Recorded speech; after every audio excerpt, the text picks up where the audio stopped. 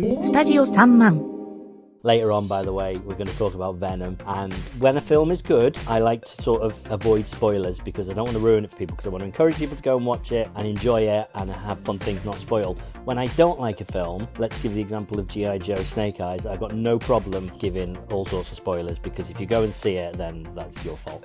Venom is one of those movies, so we will talk spoilers.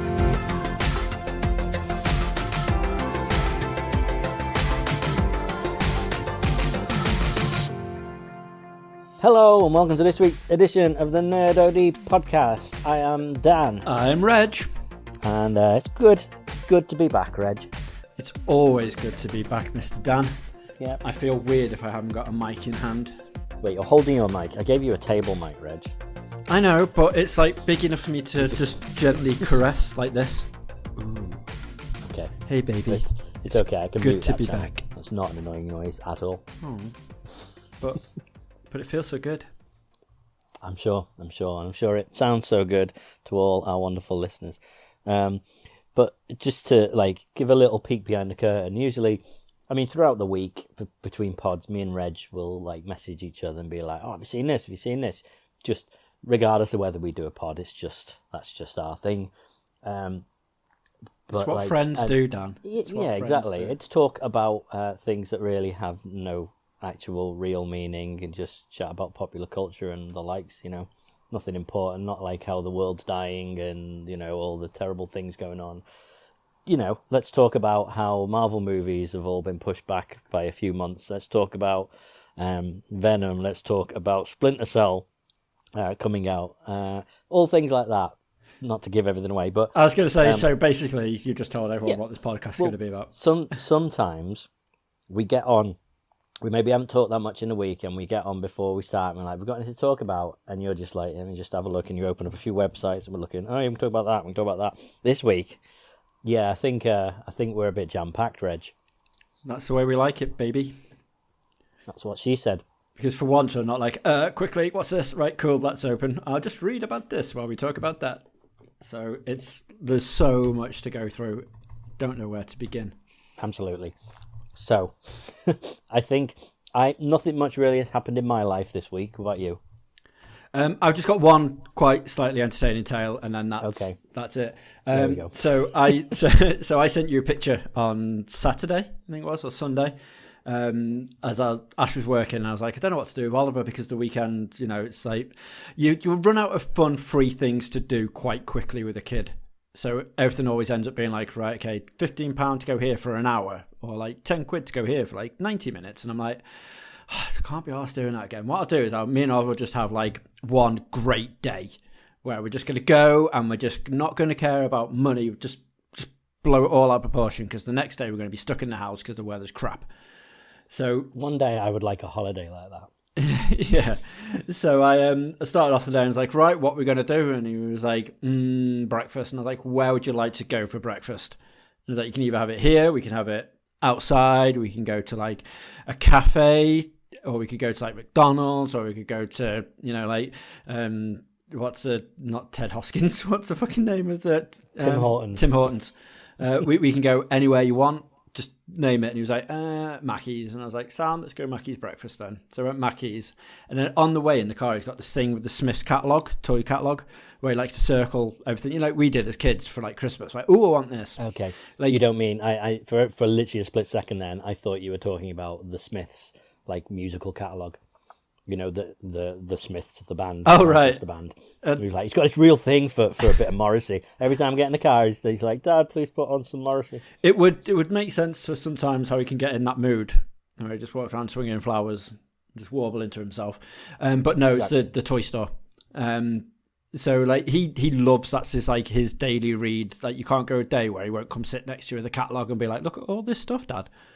And I'm like, I know, it's amazing, isn't it? So we did that, and on the way he was pointing to it, and I was like, you know what, sod it, should we go to Smith's? And he was like, yeah. So we went to the Mackey's in Bromborough and went to Smith's toy store, and he was just like, oh my God, look at all these toys. Went running around, I was like, just choose one. Just literally have a toy. Do whatever you want to do. Just choose a toy. I'm feeling good today. Just go what you want. And I honestly expected him to be like, I want this Paw Patrol like lookout tower because that's 70 quid. And you said I could have whatever I want, so I'm having this, Dad. But he didn't. He ran up to the little Cars figures and was like, I want Jackson Storm. And it was like $3.99. And I was like, you've got the whole shop. And he's like, yeah, I want this. I was like, right, okay. Like, he loves cars anyway, like just Hot Wheels or any cars, but he has a fascination about the cars from Cars. Like, he doesn't... Okay, the Pixar cars. Yeah, Pixar cars. He's not a massive fan of the films. Like, he won't sit there and watch them. But he loves the fact they've got eyes and they can talk. So he's like, yeah, like, I'll play with my toys like this. So we got that, and then on the way home, I was like, let's go the scenic route. So we went Eastern Ferry, which is like a nice little foresty walk by where we live. It's the first time he's been there, so I took him to the old bear pit and the fountain and had a little mooch around and looked at the river, Mersey, threatened to throw him in. We had a laugh and a giggle. And then on the way home, I was like, should we go Chester Zoo instead of going home? And he was like, yeah. And I was like, right, okay. So we went Chester Zoo, as per usual. Now, I've talked about this so many times on the pod, but we don't really make it very far at Chester Zoo. Usually it's about like a good 20 minutes in, and then he's like, right, okay, I want ice cream, and then we'll dick about in the play park. We didn't even get that far this time round. So we walked in. When you first walk into Chester Zoo, you go through the gates, you've got the elephants on the left and the monkeys right in front. Before you pay, you can go and see elephants for free. before you pay. But it's obviously, amazing. This is after you go through the gate, pay. Oh, I know. I'm just giving heads up to skinflints like me who like to go to see the elephants for free occasionally. Fair enough. Feel like I'm getting one over on the man being Chester Zoo. Nice. Do you do that? So thank you. Hey, I went on my second date there with my other half. Aww. I mean, it was just literally spur of the moment. We did a few things, and then you were like, ice cream farm, and I was like, let's go see free elephants. Yeah, I was going to say, did you literally not even pay for it to go and look at the rest of the animals? She hates zoos. Oh. Anyway, and that's she a whole nother stayed with story. you. Yep. Interesting. Exactly. That's how good I am. Nice. So I was like, right, come on then, let's move forward. So we looked at the elephants, we stomped down the track like an elephant, which is the first time he's ever done that. And I was like, this is amazing, so funny. And then he looked at the face painting, and it said like 3+ and you can get your face painted. And I was like, So we queued up for it, and he was like getting dead excited watching all the other kids. And she looked at him and she was like, how old is your little one? And I was like, 3.5. She was like, oh, right, okay. What would you like to be then? And he's like, rah. And I was like, you want to be a tiger? And he was like, yeah. So she's like, sit down. So she did the face painting and stuff. And usually he can't bear to be touched around the face. He like rags around, but he was so excited. He sat there, eyes closed really tightly, because he didn't want to ruin the surprise of what he's going to look like. And then she showed him the mirror and stuff, and he was like, oh, rah, this is amazing, rah. And then as I helped him off the chair, he put me on the chair and was like, Daddy. And I'm like, what? And she was like, oh, it looks like it's a 2-for-1. And I'm like, no, I'm all right. There's a queue of kids behind me. Don't worry about it. And he was like, no, Daddy. And I was like, for fuck's sake. So then she was like, you're not getting out this one. So when I got my face done, went to see the monkeys, and then he was like, right, there's tree trekking thing where you go around on zip wires and stuff like that. And I was like, yeah, go on, do that, mate. Let's do that, and we'll have an ice cream after it. So we did that, and then it was literally time to go pick up the wife from town. Now, I booked in for a restaurant for Olive Tree Brasserie in town, which is quite a nice, fancy restaurant in Chester. I booked in for that for 6 o'clock, and I was like, you know what, the three of us are going to have a nice meal out, and it's going to be lovely. So me and I went home quickly, got a shirt on, ragged it back out again. We went and picked Ash up, and we were waiting outside Ash's shop, and we hid on the rows, like opposite her shop in Chester. And then when she came out, we both roared like tigers, and she was like, what's going on? And we're like, ha, and then ran down, and I was like, look, Oliver's got his face painted. And she was like, oh, wow, you look like a tiger. And I was like, yep. Now, we have got a reservation, babe, for a table. I was like, obviously he looks like a tiger, but, you know, forget about that. Hopefully they'll just find that funny and we'll keep going. She was like, yeah, he's got his face painted like a tiger. I was like, yeah? So we went into Olive Tree Brasserie, and the guy just looked at me and was like, no shirts, no shoes, no tigers. Yeah, he was just like, pointing at signs. Have you got a reservation? I was like, I do indeed. Yes, it's for my name. And he was like, okay. Follow me. And as we were sitting talking, I was like, let's have a photo. And I got the three of us in for a photo together and realised my face still looked like a tiger. And I've been walking around town for like an hour with a face like a tiger, with people looking at me. And I'm like, why are people staring at me funny? Like, yep, completely forgot. So I was like, oh my God. So we had to sit there and have a meal with me looking like a tiger face in this really nice restaurant. Everyone staring at us, and I was like, I'm so sorry, babe. It's very rare we get to go out and do anything nice, and I've just spoiled the moment. So yeah, that was wrong. Sorry, that's on them for not appreciating that your child has a tiger face. So you're Dad of the Year for also having a tiger face. Aw, thanks, mate. You know, I mean, it's like, I can't believe he would come to such a lovely restaurant as this with paint on his face. Yeah. I'm sorry, all the women in there have got paint on their face. True dat. True dat noise. Exactly. Just make me more flamboyant. Yeah. But yeah, there you go. Sorry. So now we've had the one story sideline. Yeah. Shall I segue off something in that? You shall. So you're saying about how he really likes Cars, the Pixar Cars movies, right? Yes. Right. Why have DC decided that now is the time to do a Cars style Batman show? Was this one you didn't see?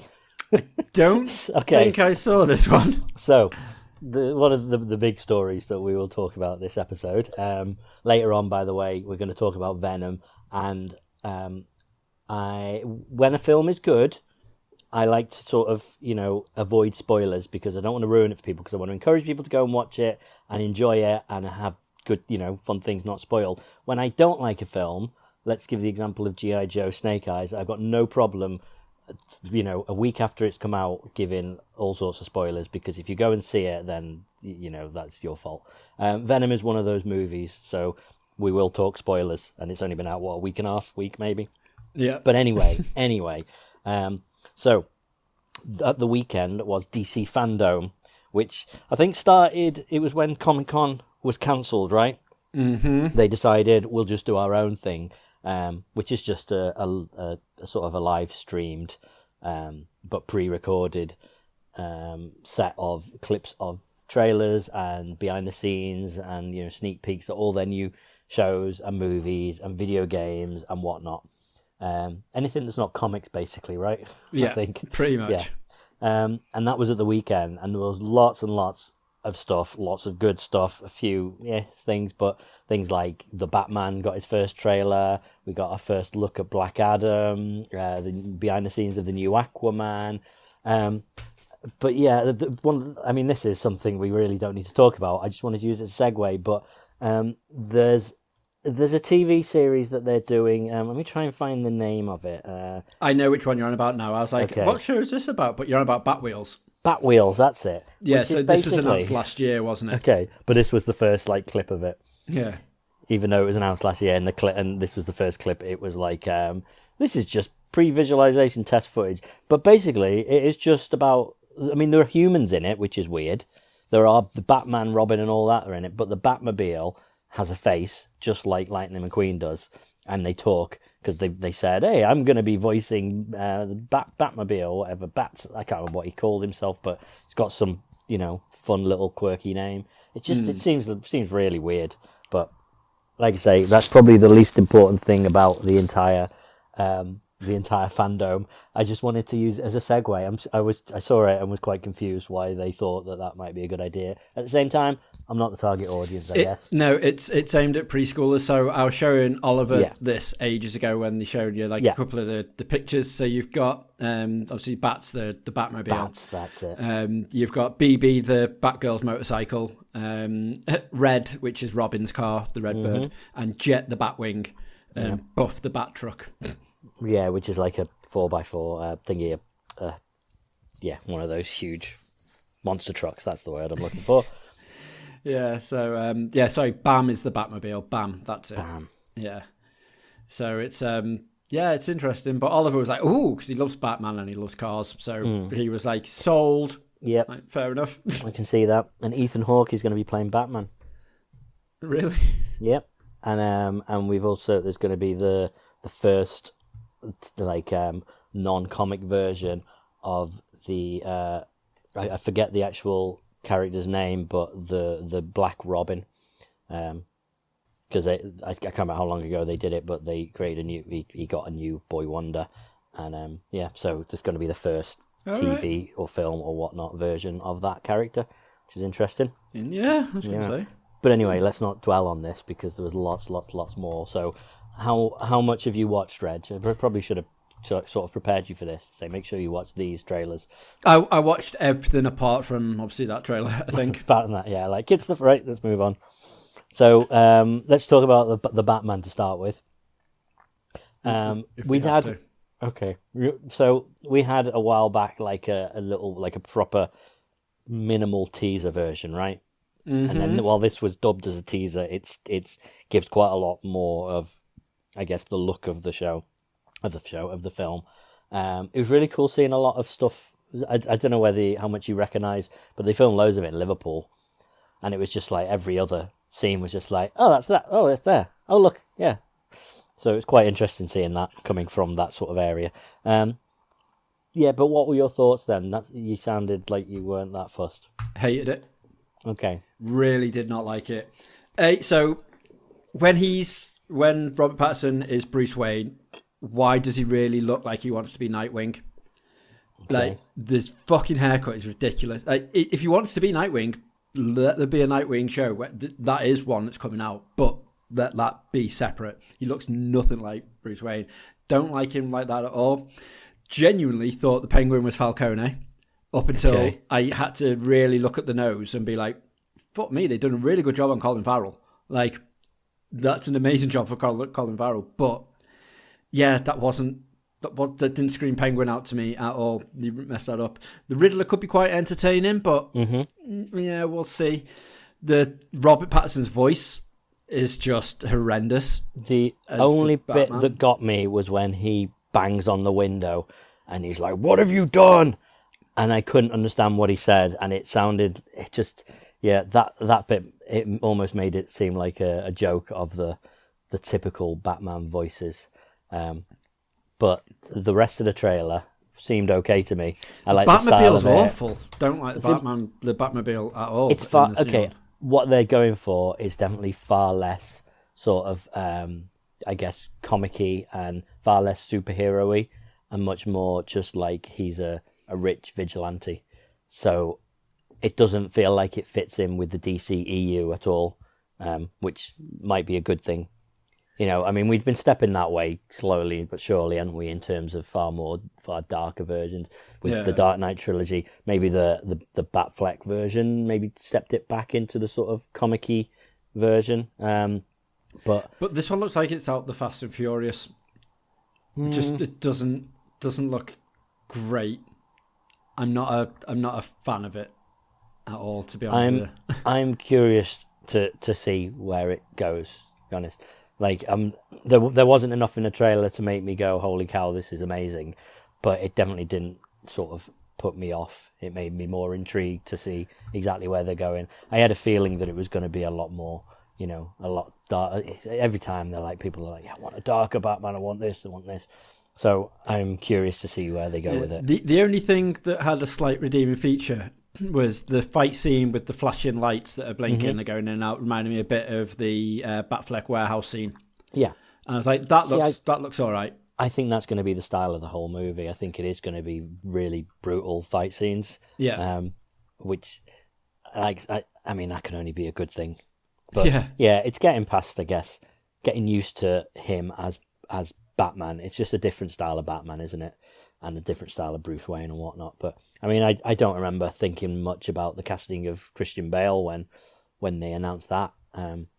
So there's always, I don't think there's ever been anyone announced as Batman who people have ever gone, oh yeah, I mean, perfect for it. Even like Michael Keaton.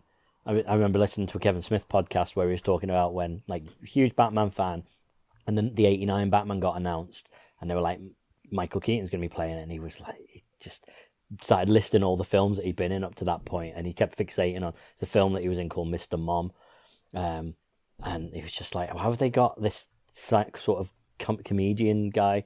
He just tends to do comedy films, and they're making him as Batman. Yeah, that worked out really well. Every time it tends to work out pretty well, except for George Clooney and Val Kilmer. But never mind. Moving on. Yeah. But then, I mean, that was the only kind of proper full trailer, right? But then we did get sneak peeks of The Flash, of Aquaman, and of Black Adam. Oh, and Black Adam and Shazam, actually. Pretty much everything. Like, we've gone how many years now without a DC film? What was the last one? Oh, Suicide Squad, I suppose. Yeah, Suicide Squad, and then the Snyder cut, wasn't it, before that? It doesn't really count that. That was just a re-release, Yeah, I genuinely forgot Shazam 2 was coming out. So I was like, oh, yeah. Yeah, I mean, Shazam was decent. I can't really fault that. It didn't tend to fall into the usual DC movie tropes of, like, fights, and then humongous fight where everything gets destroyed and thousands of people would have died, but for some reason they don't acknowledge it. So I'm curious to see the second one, because it seems like a harder movie to make now. Now you suddenly went from having this one Shazam to then having, like, what, 6 of them? Yeah, the army. You're gonna have to bring all those characters in to this movie and give them, do you, how much do you include them? Do you give them their own sort of stories and screen time, or do you still focus on the Zachary Levi Shazam? So I don't know. Aquaman, that's one I forgot they were going to be making. But, okay. But why not? Because it was the biggest grossing DC movie they've, out of the bunch of them. And apparently it's going to get a more mature feel to it, this one, isn't it? Yeah, I mean, they always say that. But he said the same thing. It's like it's a, globe-trotting, huge adventure romp and whatever. And that's what I didn't like about it. I thought, like, I don't know, it felt really disjointed, the first one, because it just had this section in the middle where him and Mera went off to be, like, this Indiana Jones adventure. And it just seemed to be lumped in the middle for them to, like, let's at least move the story on by making him travel around the world, and then, oh, look, it's his mom. Yeah. So, I mean, I was never going to be excited for that film. And at the same time, I can't believe the characters have come back. I genuinely thought that, I can't remember the guy's name, but Patrick Wilson's character, the bad guy, who was the old prince or king or whatever, I didn't realize, I thought I can't remember enough of the movie, but when I saw that he was going to be in it again, I thought that they'd done with him. And same for Black Manta. I thought they killed him, but I don't know, clearly not. Yeah, no, he's got a new suit, hasn't he, and stuff. Yeah, so it's just bringing back the characters from the first one. And Black Manta was so one-dimensional, like the whole origin of him when Aquaman supposedly killed his dad, and it just... I watched it again recently because my other half decided she hadn't seen it and wanted to watch it. So I sort of indulged her, and it was worse the second time, to be honest. Now, The Flash, I was kind of looking forward to a bit after watching the Snyder Cut, because the new stuff they brought in for The Flash made it look like it could be pretty interesting. And the other part of it is how they're going to tie it in with their version of the multiverse with, like, everyone knows by now that Michael Keaton's Batman is going to be in it. So I don't know why tease it in the trailer, because that was the big thing. It was, we're going to tease that there is Batman in this, but we're not going to show you which Batman, but we are going to play the music from Danny Elfman's Batman theme from the 1989 Batman. Yeah. So everyone knows. Just show him to us. So I don't know, but the one weird thing about it wasn't even the trailer itself. It was the introduction. Like, what was that about? It's like, yeah, we're hard at work at the film. We can't show anything because we don't have the footage for it. So here's me. This isn't a trailer. This isn't a teaser. This is just some footage. Yeah, the video is literally called teaser trailer. Flash teaser trailer. Yeah. All the comments are like, what's going on? It's the one that I was looking forward to the most out of seeing all of them. So having a couple of quick snippets, I was like, the one thing I really liked from it was the scene where he arrives at the house. Because I think no matter how they interpret that, if it's done well, it will always give you shivers because you know the effect of what's going to happen. Yeah. And that had it for me on this one. but it didn't look any different to the one on the show. Yeah, to the one on the TV show. Even to the point where, you know, the house just looked like if that had been edited into the Flash TV show, I wouldn't have noticed. It just felt like he was wearing gold boots, Dan. Okay, fair enough. And they changed his lightning now from blue to yellow. Yeah. Yeah. So yeah, I don't know. It doesn't look to me like it's going to add anything new to that part of the story. But I guess you know they've got to rely on the people then who haven't sat and watched all of the Flash. Yeah. So maybe. Well, that's it, isn't it? Because it is going to be the majority of this is just fan service to try and get people on seats, ready to try and kickstart something again after the failure that was the DCEU. Yeah. So is this because it's Flashpoint? Yeah. Where he changes one thing in the past and then that changes the whole universe. It's No Way Home. Yeah. Yeah, Wait, well, yeah, absolutely, maybe. Yeah, I mean they've all done it, haven't they? Let's face I know. It. So, but is the point of this that they are going to try and explain why things are so different in all the different films? Why they're not connected? I think it's going to need to. I think all it's going to do is this could either be the beginning of something or it can be the end of it all, and then they're just going to carry on doing the separate, hey, look, we're just going to do awesome films that don't need to interconnect, and this is the reasons why. Like, this is in this universe and this. And I'll be more than happy with that. Not everything needs to have a connected universe, so I'll be content with if it goes out that way. But if they can bring it back and just set something up that's going to be great. Yeah. You know, like a Batman of the Future or whatever from this. That'll be awesome. Like, I'll be buzzing with that. But yeah, I had my doubts, didn't I, about the Flash film anyway, just due to the fact it was Ezra Miller and not Ezra Miller and not Grant Gustin. But now I'm out of that completely. I quite liked him in the Snyder Cut. We've both given up on any of the Arrowverse. Yeah, so it's nice now to have like this could actually be quite good. I'm actually out of all of them, this is the one that I will, 100% be looking forward to going to see, even if it is going to let me down massively. I'm excited to go see it. We'll see. Yeah. And then the last movie was Black Adam then. So, I mean, this was purely just, look, everyone, we've got The Rock on our show, on our live stream. Yeah. We're not really going to show you much at all, but look, it's The Rock. But what we do show you looks awful. Yeah, it wasn't great. I mean, again, it was really early days footage. But, I don't think a lot of people know much about Black Adam. First of all, it seems like it's a very, very odd name for a character that for a film nowadays. Do you know what I mean? It's just like I get what you're focusing saying. on his name's Adam and he's black. That doesn't sound like something that would fly nowadays. At the same time, they're clearly just we're staying true to the comics. This is what it is. This is what it's called. Because it just comes across, at least from the trailer, like a bad guy in a Shazam movie, which is essentially what he is.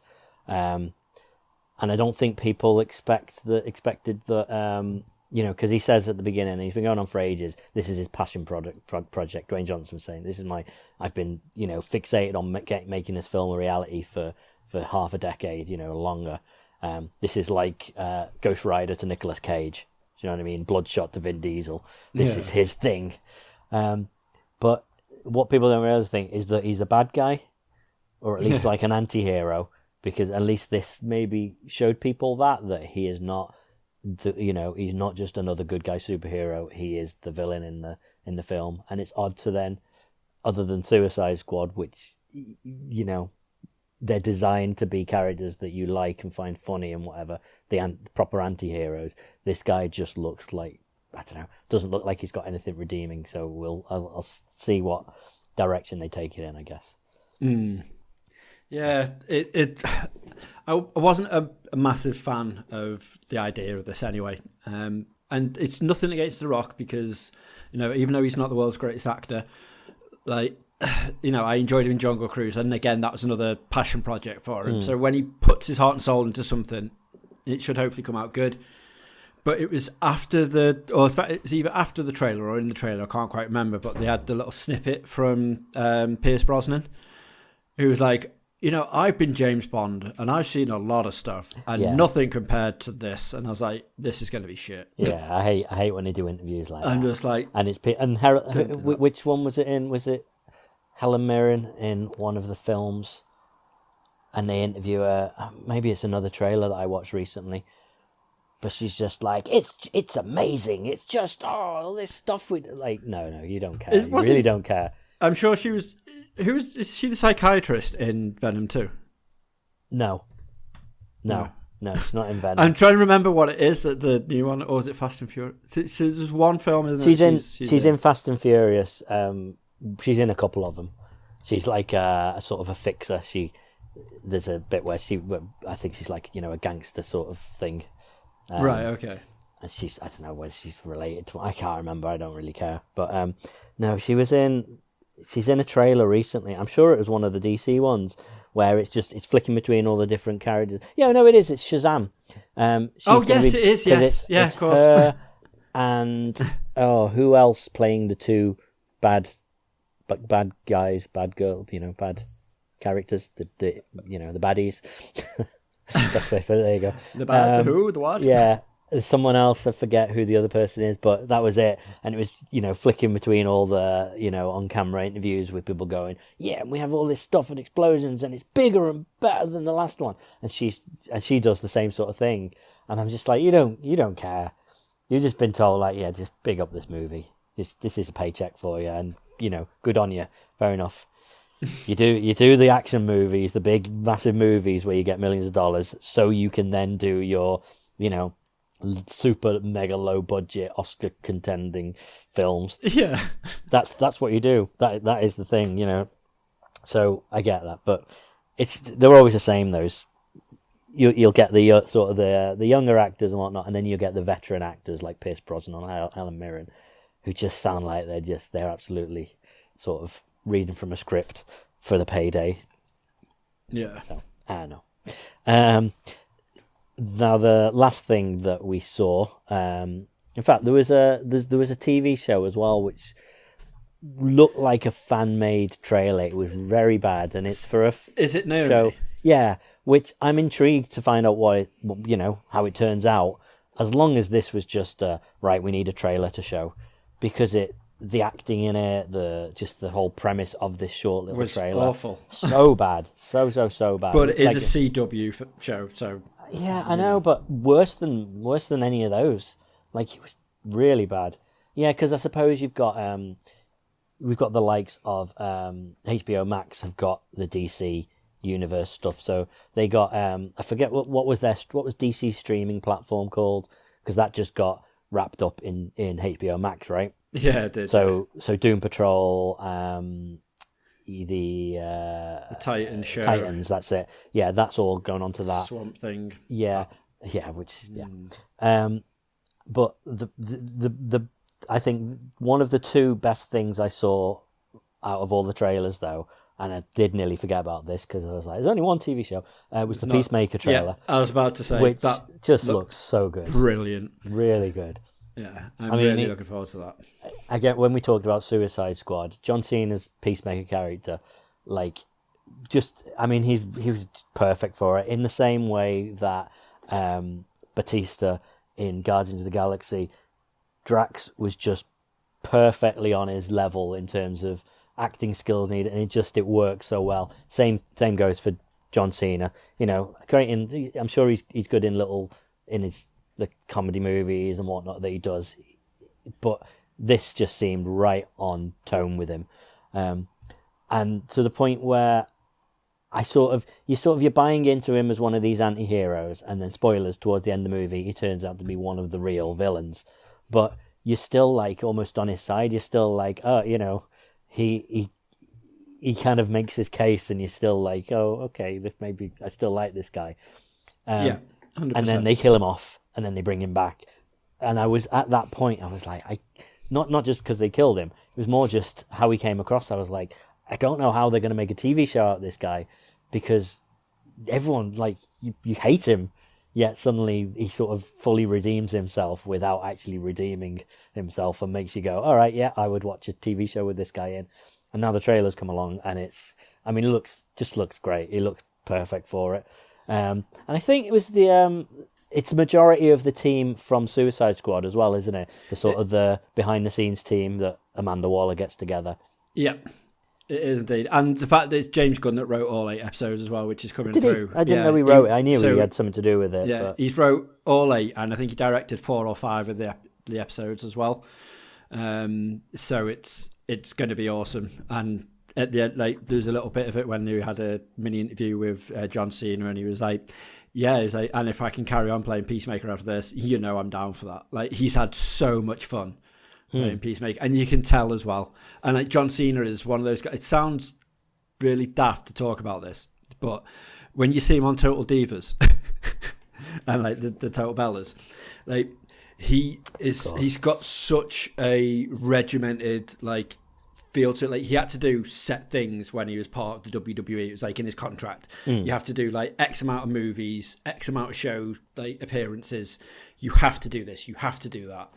And then as soon as you come out of that, he was like, now I can pick and choose what I want to do. Like, he's so minted, it's ridiculous. So he doesn't, like he said himself, I don't really need to work, but I miss it. So I pick and choose what I want to do. And when James Gunn come up to him and was like, I'd love you to play Peacemaker, he was like, I've read, like, he loves his comics, so he's like, I've read a little bit. I'll get back to you once I know this is the character I want to play. Okay. And then he came back to him and was like, where do I sign up? He was like, this character sounds brilliant. And he literally went like balls to the wall to try and be Peacemaker. Yeah, from the trailer, literally. Yeah. It was just a bit when the eagle hugs him and he's just like, look, Dad, he's hugging me. I don't want to move. I don't want to move.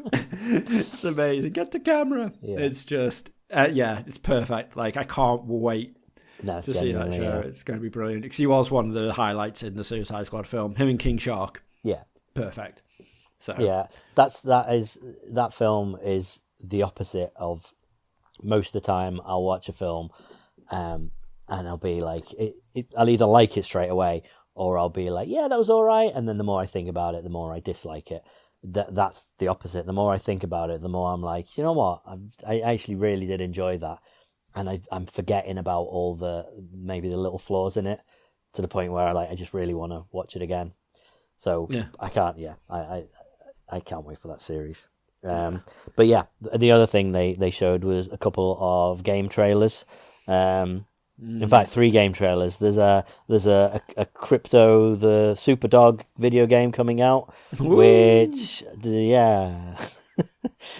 genuinely looks like the worst thing I've ever seen in my life. It's having a cartoon spin-off as well, isn't it? So that's going straight to Nickelodeon. I think it is with blooming. Well, it's got a film. Oh, it's a film. There's going to be a film, and it's got The Rock doing a voice. So don't know what's going on there. Come on, DCEU. Can't have that. It's The Rock and Kevin Hart. So obviously, anyway, so there's that. But then there were the Arkham Asylum games, the Arkham series, was originally made by Rocksteady, right? Yep. And then, as with a lot of sort of series, the publisher, which in this case Ubisoft, right? Correct me if I'm wrong on any of this. Warner Brothers. Okay, so Warner Brothers. A lot of these companies like to have perpetual sequels every few years. Like, come on, let's make another one. Rocksteady weren't up for that, so they farm it off to another studio. So the game sort of alternated between being great and all right, in the same way that the likes of I guess Assassin's Creed was doing it for a little bit, wasn't it? They sort of split between the studios. And Call of Duty was the ultimate one, isn't it? Yeah. Where people are like, I like the Treyarch ones, but the other ones, no. Exactly. So now that series has sort of wrapped up, both those studios now have gone off to do their own DC games. So you've got a Suicide Squad game, and you've got Gotham Knights, which is all the Batman sidekick characters. Yeah. And there was trailers for both.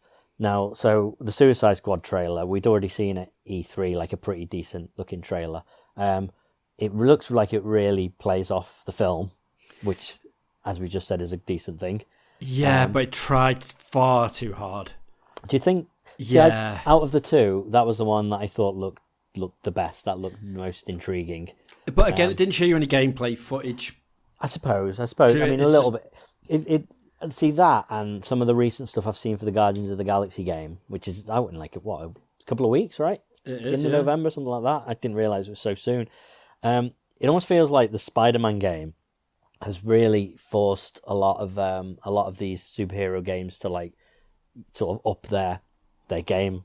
Oh yeah, 100%, mate, 100%. And be really, really story driven, and have the humor. Right, complete opposite of the Avengers game. Yet this, so I know this trailer was a lot more sort of story driven, but I think that was what appealed to me. Granted, yeah, you are right. They didn't show enough gameplay, if anything. So we'll see how that goes. But going by, what they did with some of the Arkham games, like at least the original, surely that sets a good precedent. I'd say that this should play pretty well. Yeah, it's intriguing to know, are you flipping between guys on the fly? Are you going to have set missions where people are doing, like, they give that's more likely. Explanation about how it's going to work. Is it multiplayer, single player? Like, you're going to be going like Gotham Knights. Are you going to be able to play as like just one of the team? Yeah. Or like Gotham Knights, are you literally having to go in as the full squad? Either AI, or is it going to be people controlled? You can't just like go in by yourself. You've got to have all. At least with the footage they showed from that, it looks like it's going to be each character doing their own thing. So I don't know whether it's going to be that multiplayer, but at the same time, like I say, that studio is sort of known for that slightly lower quality. So maybe they are going to be influenced by the studio to be like, no, we want this to be a multiplayer thing and whatnot. We want the co-op. We want the game. I mean, at least it's not going down games as a service sort of route.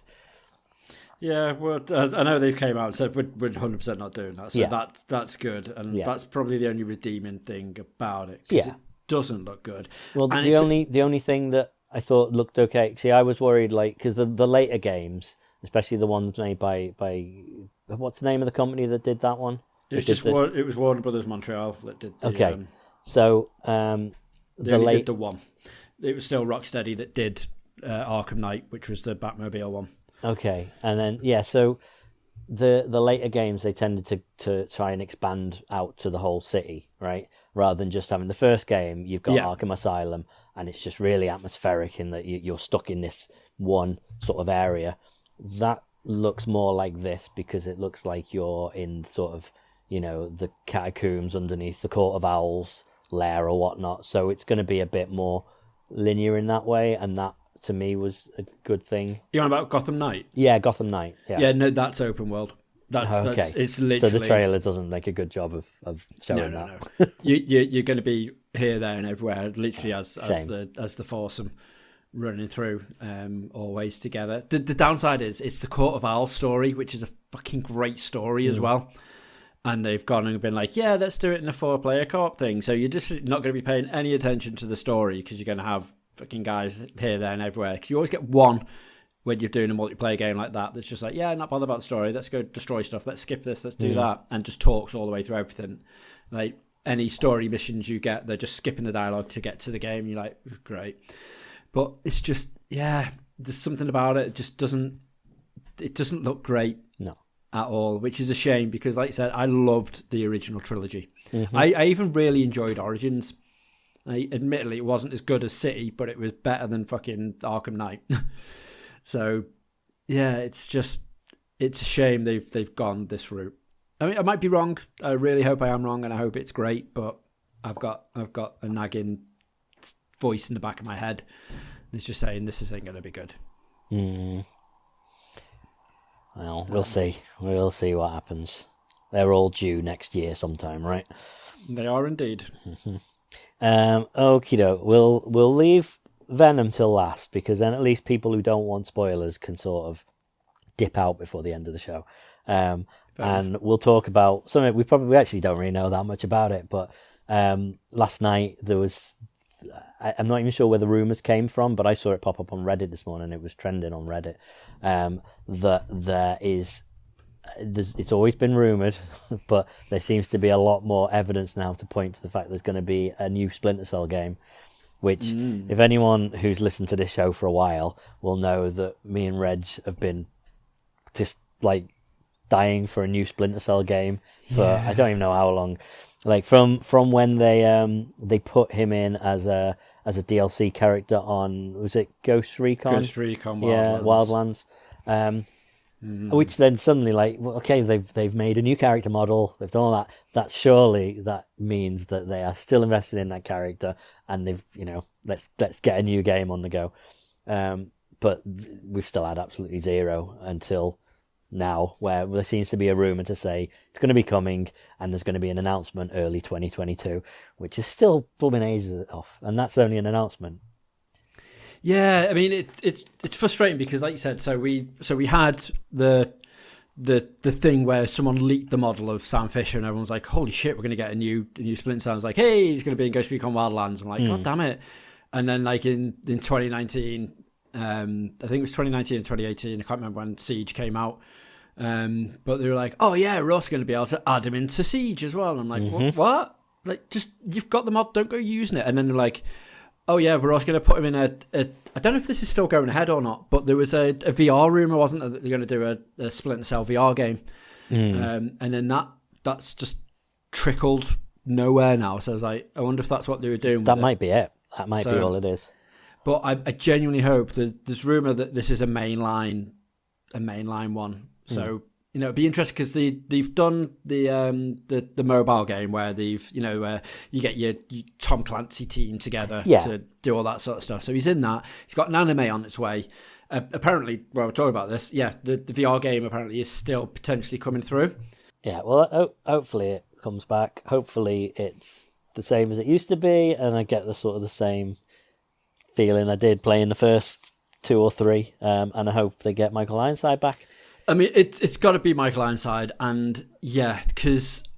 Which one was it? Was it Conviction that didn't have him in, or Blacklist that didn't Blacklist, have him so in? That was the last one. Yeah, and that went the Metal Gear Solid route of stealth is optional.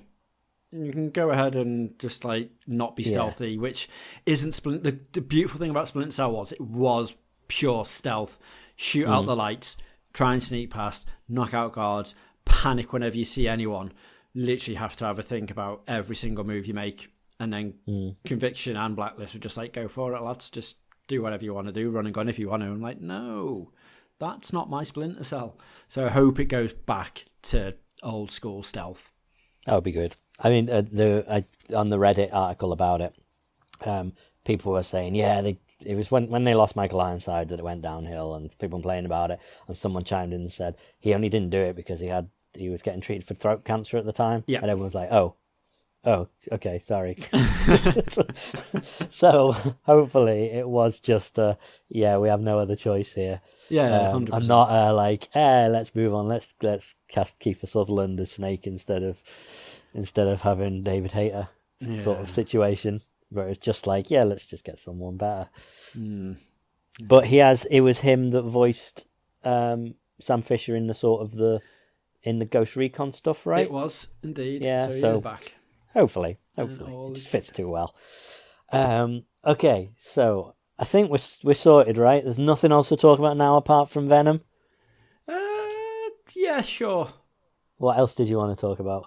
I mean, I'm happy. I was just going to do my usual. This is what I've been up to, playing wise, game wise, with me on the Gamepass. Oh, of course, because Reg has recently got Gamepass. Yeah, so I will just say, because all the other stuff's quite old, don't play them, but Back 4 Blood, which has just come out, which is the Left 4 Dead team making a new Left 4 Dead. It is. It's a spiritual successor, but it's the complete opposite of Left 4 Dead in a way. So Left 4 Dead is you are literally just survivors trying to escape somewhere. That are just like, I don't want to be here. Like, we need to get out of here. Back 4 Blood is basically you are mercenaries that are like, you're here to fix the problem of, the zombies or the outbreak, wherever it is. It's in that area. Okay. Like you're assigned to go there. So instead of having a shotgun that you might be all right with, or trying to find anything to use as a weapon, you go in the specialists on this one. So you get decent, big, huge, chunky weapons and stuff like that. And it's got like a card system which you use to play with as well. So it always adds something new to the run. which always makes it interesting. So you start off with like generic cards you choose. You know, like, do you want like 5 extra bullets in your clip, or do you want to reload faster and that sort of stuff? But then you get some very interesting cards that go through, which will have special effects on zombie and that sort of stuff. So it always changes up your play style. And then you've got the generic sort of like, do you want to be the tank? Do you want to be the healer? Do you want to be like, you know, like DPS? Like, how do you want to play it? So it's like a proper like class system going into it as well. So it's really, really fun. But at its core, yeah, if you don't want to know any of that, it's Left 4 Dead, but, you know, a bit more chaotic. Okay. So yeah, it's very, very enjoyable, and it's on Game Pass. So, you know, go out and play it. Yeah, I know that. Well, like, just from the stuff I read, they did the beta not too long ago, and there were quite a few issues with it. People weren't that impressed with it, but I think it was just because it wasn't quite ready yet. So it sounds like they've sorted most of the problems out. Yeah, fingers crossed. I've only come across like a few little like glitches type stuff. And like, yeah, multiplayer games will always have issues because you can't ever perfect it in that sort of line of sense. Like, people will always accidentally break something in it, or but at least they're always like a long-term investment in these companies are like, right, yeah, we're not just releasing a game and it's done. We're releasing a game and we're constantly going to be working on it to improve everything, basically. Yeah. So it's never sort of done and dusted. So hopefully it does get better and better as it goes along. Yeah, and you're playing it on your between your phone and your laptop, right? I am indeed. Because you don't own an Xbox, so it's... I don't. Yeah, no. I don't, and it's like I won't go into talk about Venom, but the Game Pass is just such a great thing. Like you were saying, you completed Like a Dragon, and you were going to move on, and I'm like, yeah, I might play that because I can literally play it on my phone as soon as it's a checkpoint and Ash goes to bed or whatever. Just hook the laptop up and carry on. Like, that's the thing I love about it. It's just so like, yeah, like the Switch, you know, like, oh, finish docking, pick it up, carry on playing. You just got to hit a save point bit first. But apart from that, it's awesome. And there's just so many titles on there. It's such a great tool. Yeah. So. I was like, I thought many podcasts ago about, I was on the fence about getting a new Xbox. And I haven't done it, and I think the problem is as well, I looked at my pile of games for my PlayStation and was like, yeah, no, I need to get through these first. As soon as I've sort of starting to run out of games that I really want to play that are on my PlayStation, then I'll maybe make the leap. But the fact that you're not even playing them on an Xbox, no. It just shows how far that's come, because the streaming system is, from everything I'm hearing, is actually amazing. It is so. I've not had any issues. The only time I did was when I was on a team call. So I also used my bandwidth anyway, and then I was trying to play Gears Tactics on that, and I had a little bit of screen tear. And I'm like, but that's, by the by, the streaming on it is brilliant. And they keep adding to the old games, like touch control to make it playable on the phone, and vice versa. They keep doing loads of stuff to it. So if your game hasn't got it now, it doesn't mean it won't always have it. They keep adding. So something like Gears Tactics, especially, isn't a constant. It's probably pretty well catered towards a touchscreen. Yeah, it's done really, really well. So that happened yesterday. They added the touchpad to it. Nice. I was like, awesome. So now I started playing that, along with like the 7 other games I'm currently playing on Game Pass that I'm like, I need to do. Like, I never give Nier Automata a chance, like, ever. Because I was like, it's supposed to be all right, but I'm really not bothered. They added touchpad to it, so I was sitting at work on my dinner and I was like, let's see what it's like. And it's fucking brilliant. And I'm like, I need to give that a shot at some point. It's from that sounds like my sort of game as well. It's just that it's it's quite an investment of time. Yeah. I always get stuck on these games to be like, right, yeah, okay, I'll give them a try, and then I look at how long it takes to do the main story and then do all the side quests and all that sort of stuff, and you're talking like, 80 to 100 hours on these sorts of games. I'm like, I don't think I've got that. Like you say, the Yakuza games, so it's Yakuza Kiwami 2 I'm playing, and it's it's like 20-25 hours for the main story, and then if you want to take up all the little side quests and stuff like that, it'll stretch it to maybe sort of 30-35. But that's a decent amount of time. That'll sort of take me about a month to play through, with the odd couple of hours here and there. So I don't mind that sort of stuff. But yeah, as soon as it goes to like a proper full JRPG, I'm like, I really want to play. The Last Dragon's Quest. And Nino playing Kuni as The Last well. Dragon's Quest at the minute as well. Yeah. But the downside is I can't do that bit on my phone at the minute with the touchpad, just because there's a jumping bit in it. I've managed to play it for like 18 hours or something, but I've got to get to a set bit. All right. And like my switch onto your laptop. Yeah, like my thumbs are just too fat. So the minute it goes to like move up or like jump, I accidentally press the R trigger, which runs. Nice. So I come right off the thing, and it's been doing me head in. So I'm like, you know what? At some point when I boot up the lappy, I'll get past that bit, save it, and then I can carry on my phone. It's so good though. Absolutely. See, I've just been blooming. I won't even say addicted, because it's not. I'm not like, oh, this is amazing, I need to play this. But you were always talking about Disney Emoji Blitz. Yeah. So I installed Pop Vinyl Blitz, Funko Pop Blitz the other day, purely because they had, up until yesterday, a Jay and Silent Bob event going on. So you could get you could get Jay, you could get Silent Bob, you could get Iron Bob, you could get Mooby, and you could get Dante. Nice. And I was like, oh, let me see how many of these I can get. And from experience, these sorts of games, whenever there's an event, you've got to really spend money on getting coins and things if you want any chance of getting everything, and especially leveling up all these characters. And it's always like, right, you'll collect these as you go through this event, and the more of these you get, you'll unlock extra things. And the top prizes are always nigh on impossible unless you are playing every single chance you get, buying extra hearts and all sorts of stuff. This is the first game I've ever played like this where I completed the entire event and got every single character I could, and max leveled this legendary pop vinyl of Silent Bob. And I was nice. like, I'm genuinely surprised that happened. Yeah, it's the same as the Disney one I'm playing. Yeah, at the minute. it's bizarre. Really cool. I mean, great. It sounds like I'm complaining, but I'm just more surprised that you actually do genuinely. It was like that with the opposite with the Sum Sum game, which is really similar concept. But yeah, if you wanted to get everything, you would have to put some time in and probably some money. Yeah, this is the opposite. Yeah. Strange. But anyway, let's not get into that because mobile gaming. So yeah, I, against my better judgment and against not necessarily your advice, but I really should have listened to what you said. I went to see Venom. Damn. But you know me, I just like going to cinema on my own at 2:00 in the afternoon. Have some lunch, go and watch a film, don't care what it is. Cost me a $5 down my local Cineplex. Great. That's a good little afternoon for me. And even when a film's bad, at least it gives us something to talk about on the podcast. Yeah.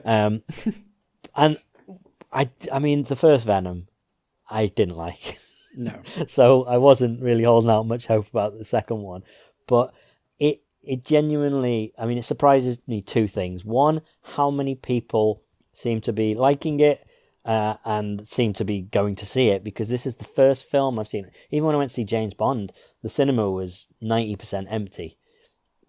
And that was about the same time, mid-afternoon.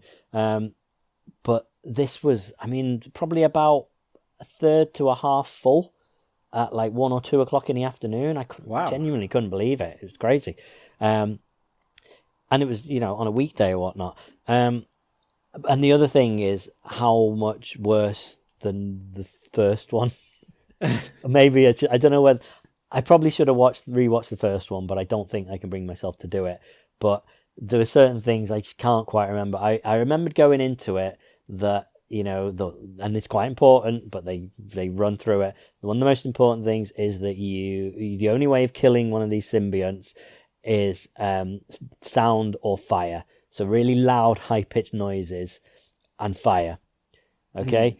And that's very important because from the trailer that Carnage and Venom are going to fight, and how are they going to kill each other, or how is one of them going to win? They introduced pretty early on, they got Woody Harrelson's character, they show him as a kid at the beginning, and then they show Shriek, or it turns out to be Shriek, basically, who is, in the comics, another symbiote. In this, no, it's just a woman who can scream really loudly and destroy glass and burst someone's eardrum and all that sort of stuff. So, it's she's got this sort of superpower, and turns out that her and Woody Harrelson are in love. They're both in this mental asylum and they're in love. Now, first of all, she's played by an actress who's I think, in her 30s. Yeah. Woody Harrelson is 60 odd. Yet they tried really hard to sort of de-age him, not by Disney Marvel methods, but literally by making sure his hair is dyed, slick making back. making him wear sort of, youthful looking clothes. And you're supposed to believe that these guys are exactly the same age and they're in love and whatever. So that's by and by, that's just okay, bad casting.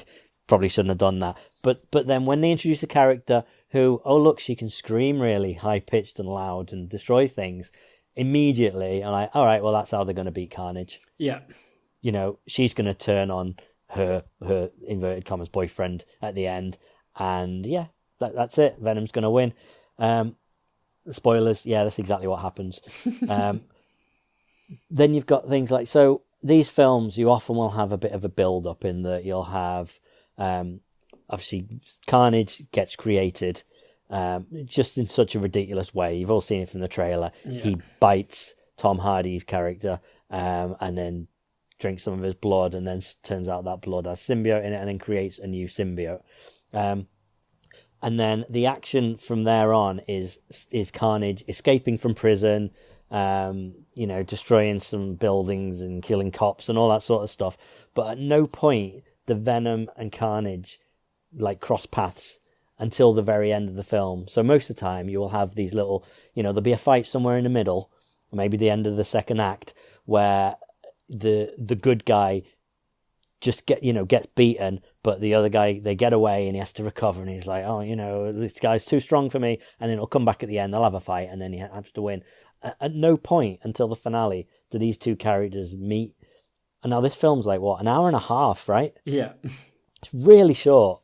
You'll often hear me complain that some films are too long. This was way too short for an action film. At the same time, especially when they're bringing in a new character Carnage. Exactly. People have been dying to actually see in the screen. But that's probably the first quarter, at least a quarter of the movie, a third movie maybe, is just the origin of Carnage, and then the other part of it is Venom and Tom Hardy sort of, just being this odd couple, with Venom just like, I want to eat people, and he's like, you can't eat people, we had an agreement, eat the chickens. No, the chickens are my friends, I cannot eat the chickens.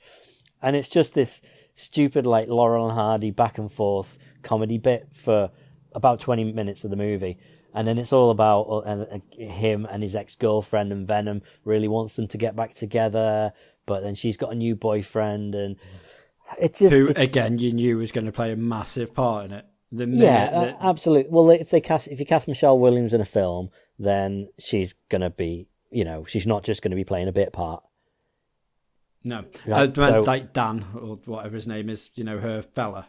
Oh, okay. Right. Because yeah. The minute he went to escape and he turned around to him and was like, remember fire and noise. Yeah. And I was like, right, okay, interesting then. So, noise. Yeah, so he was like, right, okay, so obviously we've got the Shrieker who's going to do the noise.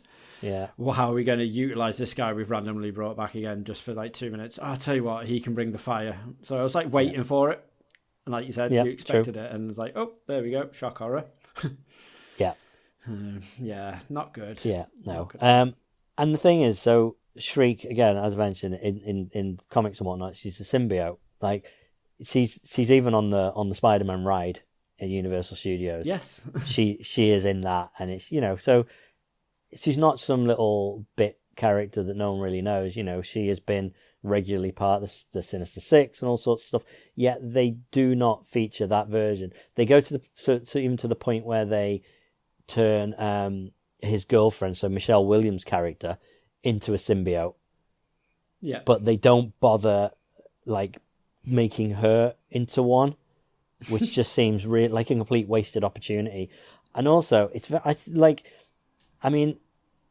you know how Venom is sort of, when he's actually Venom, is this really big, it almost looks like The Rock, proper big, muscly guy. Yeah. Yeah. Then when they turn Michelle Williams' character into a symbiote, so Venom literally takes her over.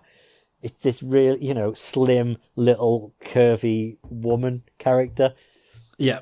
It seemed like a really weird, odd choice. This isn't a film from the 90s. why such a huge difference? I don't know. It seemed very, very strange. And the thing is, it's not even like you could say, well, that's what Tom Hardy looks like.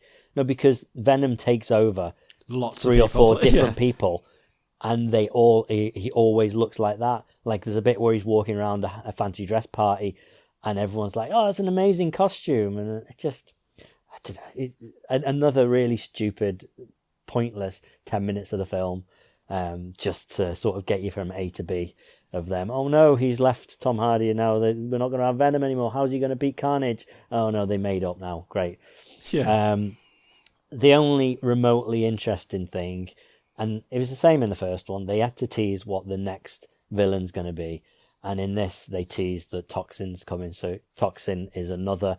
So Carnage is the son of Venom. Toxin is the son of Carnage.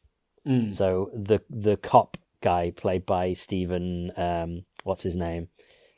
The dude from Line of Duty. I can't remember his surname, but yeah. Again, another guy who's really taken a payday by making a Marvel action film. Stephen Graham. So they tease that he's going to be Toxin because his eyes flash blue after he's had a fight with Carnage. But surely that just shows, like, it doesn't have to constantly be Venom against another symbiote. Why? That was the first film. That's the second film, and now clearly that's going to be the third film. Like, what? Can they not come up with anything else? And then at the same time, how many different ways can you bring fire and sound into the equation to kill the other symbiote? It feels like they're writing themselves into a corner where they cannot be remotely creative with the action and with the finales and whatever happens. So, I get it. That's quite a cool idea that they're at least teasing that. But then at the same time, I know everyone had been talking about this, big spoilers, but the very end, the after credit scene teases that he has now been brought into the MCU. So there's a weird moment where Venom tells him to close his eyes and he's going to show him all the history of, like, a little snippet of his life about when he was on the symbiote planet. And then when he closes his eyes, there's a big flash, and then suddenly he jumps into he's in a different room. He's suddenly in a hotel room, and the TV's on, and it is the moment when J. Jonah Jameson is revealing that Peter Parker is Spider-Man from Far From Home. And in a third to a half full, I just audibly was just like, nope. And because I just don't want it. I don't want it to happen. You don't need to bring him into the Spider-Verse. I was quite happy being like, I wasn't sure whether Venom was anything to do with the MCU, because obviously it's Sony who also have Spider-Man. So was it, one day were they going to have some kind of crossover? I don't know. But the fact that they've just acknowledged, no, this always was a different universe, but now we've brought him into the MCU. It's just unnecessary. Yeah, I think it's only to pull Tom Hardy, yeah, not Tom fucking Hardy, Tom Holland, Tom Holland into a Venom film. That's the only reason we're not going to see Tom Hardy's Venom in any Marvel.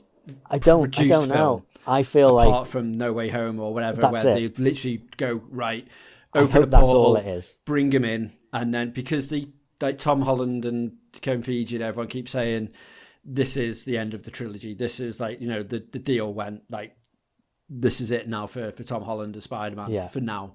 So yeah, it makes perfect sense for him to be like, right, okay, everyone was content having Venom having their own little universe without having Spider-Man in it. But then they've realised that, but actually we probably need at least one Spider-Man film, film with Spider-Man in. So I think it'll be a case of No Way Home is literally him at the end going, shit, I'm getting pulled through a portal to go into the Sonyverse. There's no way home from this. And then at the end of that I don't want that to ever be uttered in the Spider-Man film. When you see those supercuts of people in films saying the title of the film. Yeah. Like, I don't want that. Don't let him say there's no way home from this. Yeah, sorry about that. I think simply won't have it. And I think that's going to set up like like the last one of all the pieces after like Mobius and after Venom 3 and all that. I think that's when you'll get like the Spider-Man film with them in, and then depending on how that goes, we'll either fuck him off back to the MCU for his own little new trilogy again, or they'll just keep allowing him to do crossovers in random universes. Yeah. I would be pretty happy if they decided that okay, we've launched this Spider-Man franchise now and we've got this perfect Spider-Man, but then they bring in Miles Morales as Ultimate Spider-Man for the MCU, so they can still have their own one. That would be great. At the same time, I just can't see them having two Miles Morales franchises, because the Into the Spider-Verse animated series is still ongoing. Yeah. So we'll see. It wasn't just a one-off. We'll see what they do with it, but that would be interesting to me if they did that. I reckon we will get him. We'll definitely get Miles Morales in the MCU. Oh yeah, there's no way they won't do it at some point. I mean, whether it is from this. It's got to be. If they're bringing all the universes together, the multiverse together, you've got to see a Miles Morales somewhere in it. Potentially, yeah. Be interesting to see who's going to play him. Mm-hmm. But we won't go on about this. Maybe we can talk about it next week. But Spider-Man, No Way Home, it still has its original release date, hasn't it? It's the other stuff that's been pushed back. Yeah. And Eternals is out in about 2 weeks, right? It is indeed. God, we've got so much coming out in October, and then beginning of November. It's insane. Everything just got pushed back with everything over the last year. So maybe we'll talk about that next week. But at least that's still coming out. I'm just annoyed though that Doctor Strange is pushed back because it was coming out on my birthday, and then they're right, pushing it back till May now, and like, oh. So, but everything has been pushed back to the release date of the following film, right? Yeah. So it's just everything sort of stepped back one. So there must be a gap, and I'm guessing that was the Doctor Strange gap was there now that's been left. Yeah, it must be now. Something's happening in March. Yeah. Be interesting. Never mind, eh? Right. I think we've talked enough, but sorry if you've just had Venom spoiled, but at the same time, not sorry. You just, you really cared. If you really cared, you'd have seen it by now. Yes. And if you haven't, I've just saved you from a very, very painful hour and a half. Mm-hmm. Completely. Yeah. I agree. Right. Well, thank you again for joining, Reg. Always a pleasure. Never a chore.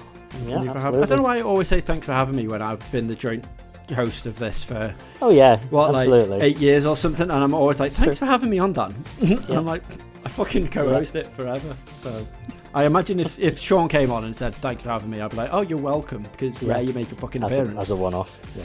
But the fact that I say it every week, I'm like, I don't know why I say that. Never mind, eh? Interesting. Yes. Right. Well, same time next week. Indubitably. Okay. Thank you for listening, everyone. See you soon. Doodles. Bye. Bye.